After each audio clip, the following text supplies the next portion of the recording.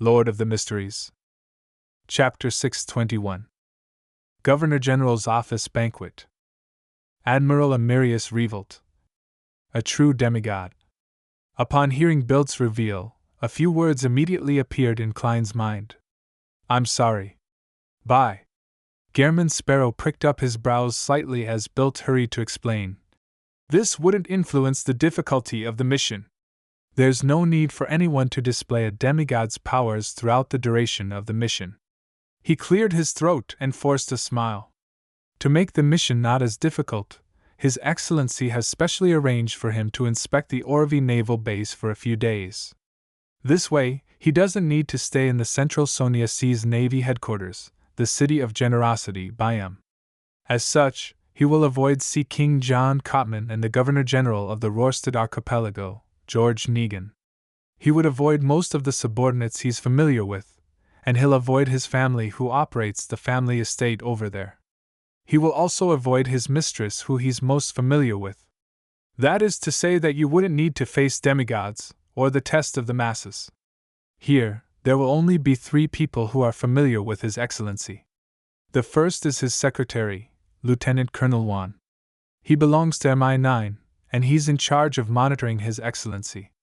He likely uses many names, and I'm not sure which is his real name. The second person will be the local mistress His Excellency has here, a beautiful lady by the name of Cynthia. It's said that her ancestor was a noble before his title was stripped, and his family was exiled here. The third person is Orvi's Governor General, Aston Revolt, the youngest brother of His Excellency. Earl Revolt from the House of Lords is their elder brother. It really doesn't sound too difficult. Besides, my divination results tell me that it's not too dangerous. Klein fell silent for a few seconds before nodding gently. I need the detailed information regarding Amirius Revolt. We've already prepared everything. This is his photograph. These are the descriptions of any unique traits hidden on his body. These are the unique points of his accent. These are the common words he uses. These are the different reactions and attitudes he has towards different matters. Here is the detailed information regarding his interactions with Luan, Cynthia, and Aston. Bilt was delighted as he produced all the information he received from Admiral Amirius Revolt. Klein first took the photograph and saw a middle-aged gentleman with black hair and blue eyes. He had a strict and old-fashioned demeanor, and his hair was a lot more voluminous than most lone men. He nodded indiscernibly before looking up. I know this is a lot of information, but I believe that you can memorize them all in 2 days. You have to be very professional in such matters. Before Bilt finished his sentence, he subconsciously took a step back because the person before him wasn't Gehrman Sparrow but Amirius Revolt. The strict and arrogant vibes he exuded was no different from the actual person. Holy Lord of Storms, this is almost a miracle! Bilt looked him up and down, and he couldn't help but be amazed. However, you can be another 3 centimeters taller. Your legs can be thicker. But it's fine, there's no rush. His Excellency will arrive the day after tomorrow with the Imperial Navy's 1st Central Sonia Fleet. He would inspect the Orvi Naval Base in the morning and attend a banquet held at the Governor General's office. I have an invitation to it, and I can bring you there. You can watch from His Excellency's actions and the way he interacts with different people from the side. As he spoke, he received the £500 that Sothoth had taken out from the safe. He handed it to Klein and said, I hope for a pleasant partnership. Klein weighed the notes in his hand and studied it with a few glances before saying, I hope for a pleasant partnership. Backlund, William Street. As an inconspicuous member of the Red Gloves, Leonard Mitchell leaned on the outer wall of a house, awaiting the preliminary investigation work to end.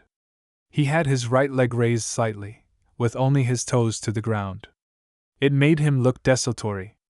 After a while, he saw his teammate return with a somewhat complex expression. He was excited, puzzled, expectant, and nervous. Thompson, is there a conclusion? Leonard's heart stirred as he leaned over with a smile. Yeah. Thompson nodded and answered frankly. Both sides have spoken the truth. They have no way of lying in their dreams. Thompson, with his thin hair, wore his top hat once again. Their descriptions are uniform. Beneath this street is a ruin belonging to the 4th epoch's Tudor dynasty. The entrance is indeed that abandoned chapel. No one knows if there's another entrance for now. Is that so? Leonard didn't delve into the details as he exchanged a few words before moving to the sidelines. Once again, he leaned against the wall. He looked around and suppressed his voice. Old man, this is what you're good at. There's a Tudor family ruin hidden here. An elderly voice rang out in his mind. You're becoming more and more impolite. In our era, disrespect to high-ranking people implies being made into living sacrifices. Also, it's impossible for there to only be one Tudor family ruin in Backland. Are they lying? Leonard asked softly. The elderly voice chuckled and said, No, they just don't know enough. If my theories are correct, this ruin likely belongs to the Tudor Trunsoist United Empire. What? Leonard was stunned. This was an ancient dynasty he had never heard of before. The slightly aged voice chuckled. What an unknowledgeable kid. After the Solomon Empire was first destroyed, it was replaced by the Tudor Trunsoist United Empire. Its double consul ruled all of the northern continent. Double consul. Leonard ruminated over this phrase. The slightly aged voice chuckled and sighed. In the ruins underground, there should be 41 inverted candlesticks on the left and 40 on the right. 2 of them look like they belong to the throne of a giant, and it might be where Alista Tudor became Blood Emperor. Leonard frowned slightly before easing them. He said with a relaxed smile, There must be quite a lot of secrets hidden in there. Of course, but you aren't qualified to know it. The slightly aged voice sked. Leonard curled his lips indiscernibly and said, What follows next is the exploration of the ruins. The slightly aged voice chuckled before falling silent. A minute later, Leonard saw Archbishop St. Anthony and the Church of Steam's Archbishop Horimic end their conversation as they returned to their own camps. Immediately following that, Horimic ordered all machinery hive mind personnel to leave, leaving the area to the Church of the Evernight Goddesses Nighthawks. What happened? Upon seeing this scene, Leonard was filled with puzzlement. At that moment, all the Nighthawks heard Archbishop St. Anthony's voice.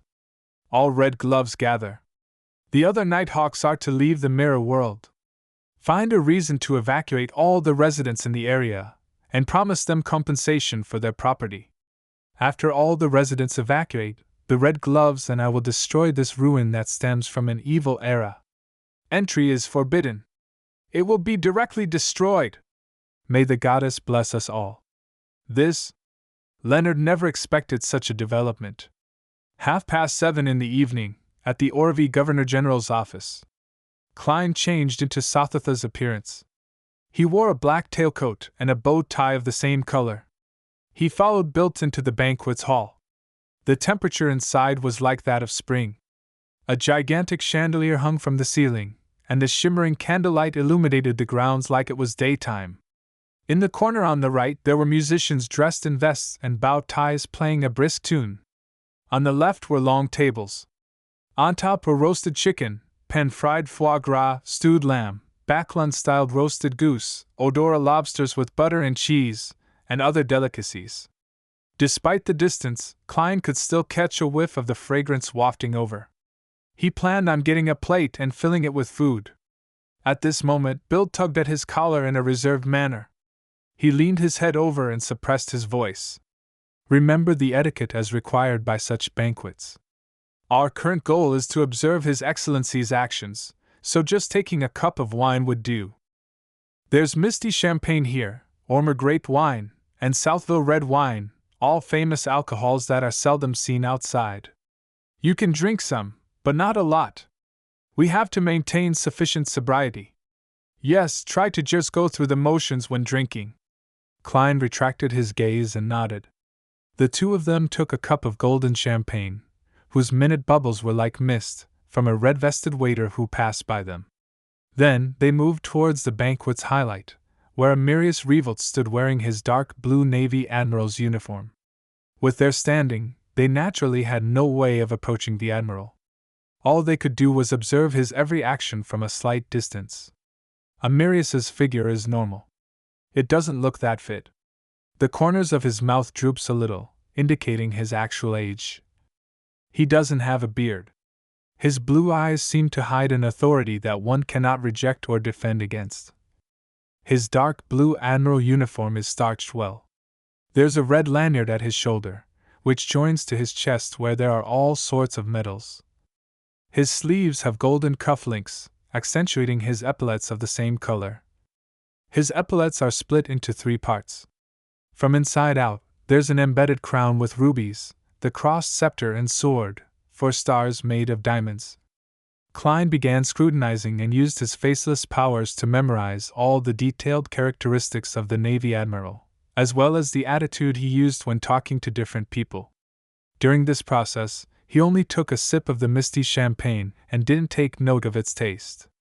After he had mostly gathered all the information, Klein exhaled and allowed his mind to rest. The great drain on his mind made him hungry. Hence, he placed the wine cup on the tray of a red-vested waiter, and he planned to get some food from the long table. At this moment, Bilt leaned over and said, "His Excellency has given me the signal. We will be meeting him at an agreed location." Klein retracted his gaze from the roasted chicken and swept a cold glance at Bilt. Bilt shuddered as he hurriedly turned around, leading Gehrman's Sparrow from the floor-to-ceiling window and into the garden. After walking for nearly a minute in the secluded path, he paused and pointed at Klein's face. "You can change into His Excellency's appearance. Just pretend that you're that tramp who looks like him." Klein nodded gently and extended his palm to wipe his face. He did so to conceal the disgusting tendrils and granules that might appear on his face while changing his appearance. By the time he lowered his palm, Bilt saw a middle-aged gentleman who looked somewhat like Amirius Revolt. Very good. Bilt took a few steps forward and came to the entrance of a sundries room. He extended his hand and pushed open the unlocked door.